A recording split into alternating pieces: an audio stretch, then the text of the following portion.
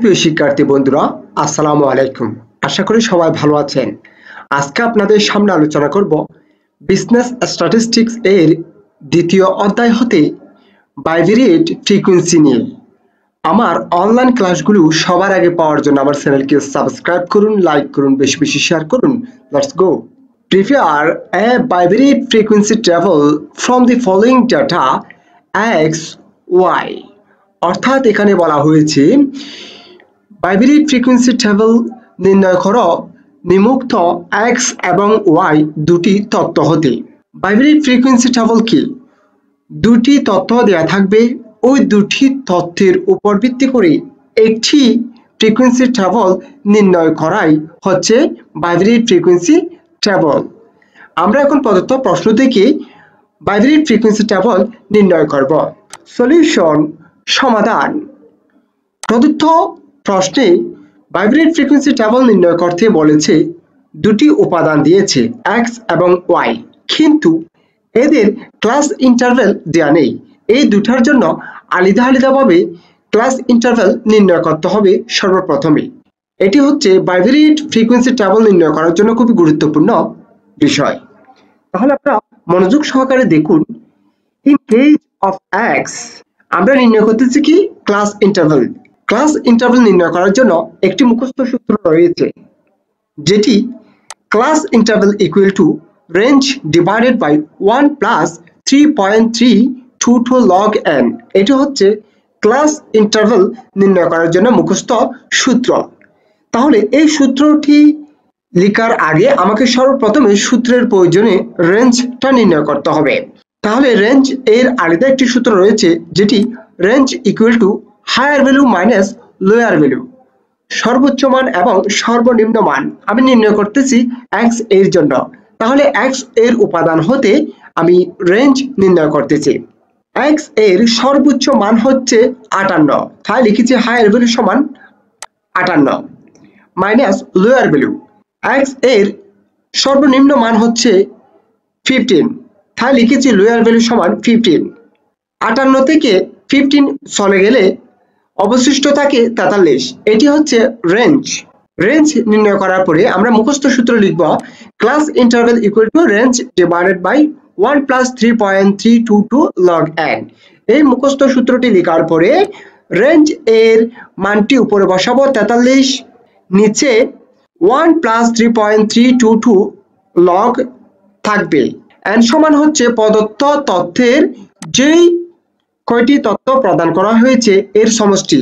আমাকে প্রদত্ত প্রশ্নে 15টি মান দেওয়া হয়েছে x এর ক্ষেত্রে, তাই আমি n এর জায়গায় 15 লিখেছি। এরপর হচ্ছে উপরে 43 বসে যাবে। এরপর কাজ করতে হবে সর্বপ্রথমে 3.322 log 15 মান বের করার পরে ক্যালকুলেটরের মাধ্যমে 1 যোগ করতে হবে, তাহলে হয় 4.9069।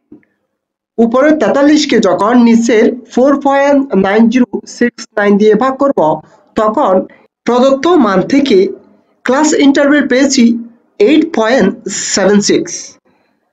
এই 8.76 এর কাছাকাছি আমি একটি সুবিধা মতো মান নেব আমার অঙ্ক করার সুবিধার্থে, যেমন 10 অথবা 5। 8.76 এটি মাঝামাঝি থাকলে হচ্ছে।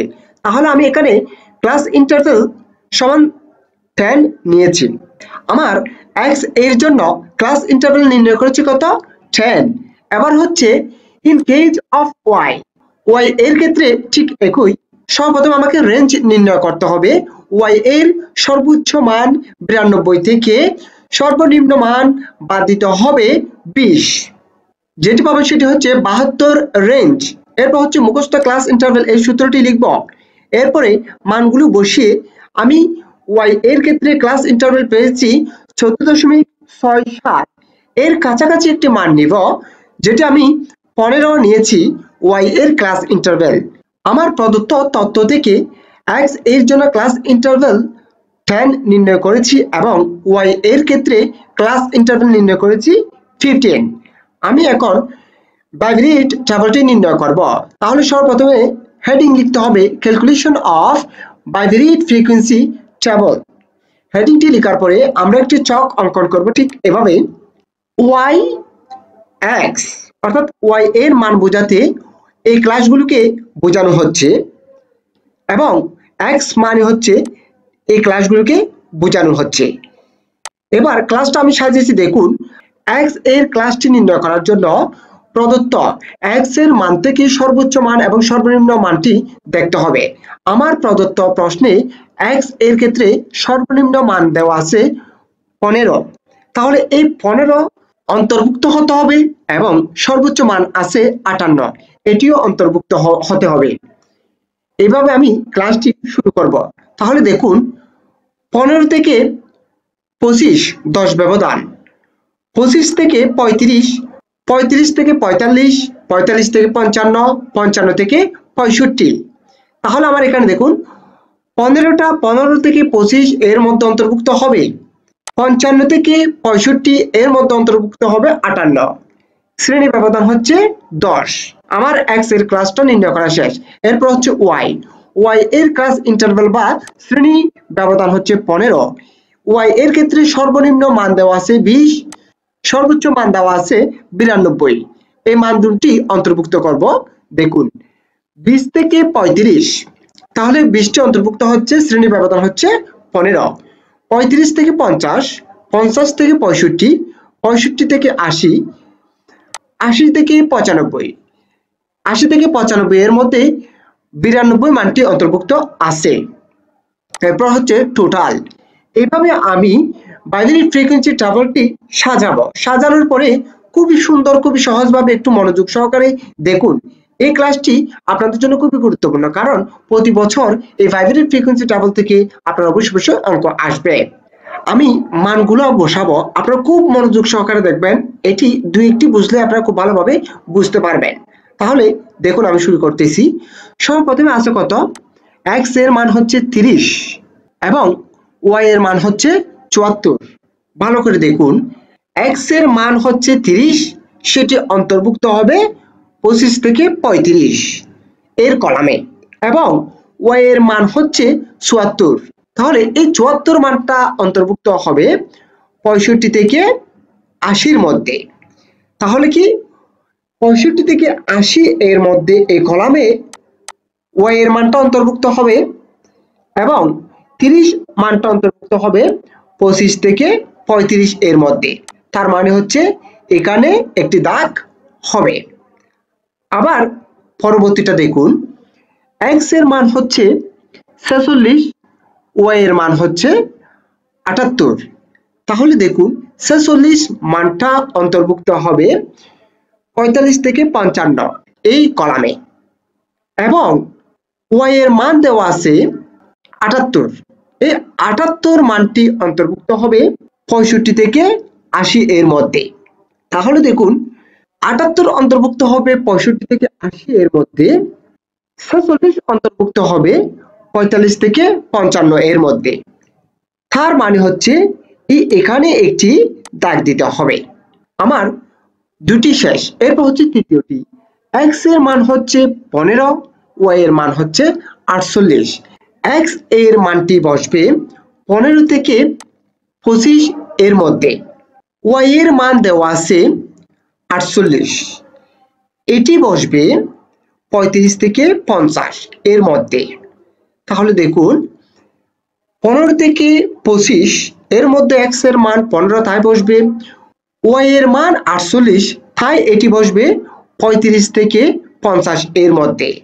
তার মানে হচ্ছে বাইনারি ফ্রিকোয়েন্সি টেবিল নির্ণয় করতে হলে আড়াআড়ি ভাবেই মানটা বসবে। আমি আপনাদের ভিডিওটি লম্বা হয়ে যাচ্ছে সেজন্য সম্পূর্ণ বুঝিয়ে দিচ্ছি না, আমি আপনাদের আরেকটি বুঝিয়ে দিচ্ছি। দেখুন এক্স এর মান যদি 57 হয় এবং ওয়াই এর মান যদি 80 হয়, সেটি কোথায় বসবে? দেখুন এক্স এর মান 57, সেটি বসবে 55 থেকে 65 এর মধ্যে, এবং ওয়াই এর মান 80, সেটি বসবে 80 থেকে 95 এর মধ্যে। তার মানে এখানে একটি দাগ হবে। আশা করি আপনারা বুঝতে পেরেছেন। এভাবে আপনাদের এক্স এবং ওয়াই এর মানগুলো বসাতে হবে। সংক্ষেপে বুঝে নেবেন, এভাবে আপনাদের বাইনারি ফ্রিকোয়েন্সি নির্ণয় করতে হলে দুটি মান দেওয়া থাকবে জোড়ায় জোড়ায়, এক্স এবং ওয়াই। এইভাবে এর জন্য সর্বপ্রথম আমাকে দুটি ক্লাস ইন্টারভ্যাল নির্ণয় করতে হবে যদি প্রদত্ত প্রশ্নে দেওয়া না থাকে। দেওয়া থাকলে ওগুলো ব্যবহার করে আমরা অঙ্কটা সমাধান করব। তারপরে হচ্ছে ভাইব্রেট ফ্রিকোয়েন্সি টেবল এর জন্য এভাবে একটি ছক অঙ্কন করব। উপরে ওয়াই এর ক্লাসগুলো বোঝাবে, নিচে এক্স এর ক্লাসগুলো বোঝাবে। তারপর হচ্ছে এক্স এর মানটা কোন কলামে বসবে এবং ওয়াই এর মানটা কোন কলামে বসবে এটি আমি আইডেন্টিফাই করে ওই কলামে একটি দাগ দিব। এভাবে ভাইব্রেট ফ্রিকোয়েন্সি টেবলটি সম্পূর্ণ করব। সম্পূর্ণ করার পরে টোটাল কলামটা পূর্ণ করব। ঠিক এইভাবে এখানে কয়টি দাগ আছে? 3টি, তাই এখানে 3 বসবে। এদিকে আছে একটি, তাই একটি বসবে। এদিকে দুটি বসবে। এদিকে আছে টোটাল 6টি, তাই টোটাল 6টি বসবে। এরপর হচ্ছে 3টি বসবে। এই সংখ্যাগুলো যোগ করলে টোটাল হবে 15টি, n সমান 15। এদিকে ক্লাসগুলো এদিকে যোগ করবে। একটি আছে তাই একটি, এই কলামে দুটি আছে তাই দুটি, এরপরে দুটি দাগ আছে তাই দুটি, এরপরে দাগ আছে 7টি, তাই 7টি লিখব, এরপর আছে 3টি, তাই 3টি লিখব। এই সংখ্যাগুলোকে টোটাল করলেও n সমান হবে 15। অর্থাৎ এদিকের মানগুলো যোগ করে আমি নিচে বসাবো, লম্বালম্বি ভাবে যোগ করে আমি এদিকে বসাবো টোটালের কলামে। এই টোটালের n সমান দুই দিক থেকেই মিলে যেতে হবে, তাহলেই ভাইব্রেট ফ্রিকোয়েন্সি টেবলটি সম্পূর্ণ হয়েছে। আশা করি প্রদত্ত ক্লাসটা আপনারা খুব ভালোভাবে বুঝতে পেরেছেন। আমার পরবর্তীতে ক্লাসগুলো সবার আগে পাওয়ার জন্য আমার চ্যানেলকে সাবস্ক্রাইব করুন, লাইক করুন, বেশি বেশি শেয়ার করুন। সুস্থ থাকুন, নিরাপদে থাকুন। আসসালামু আলাইকুম।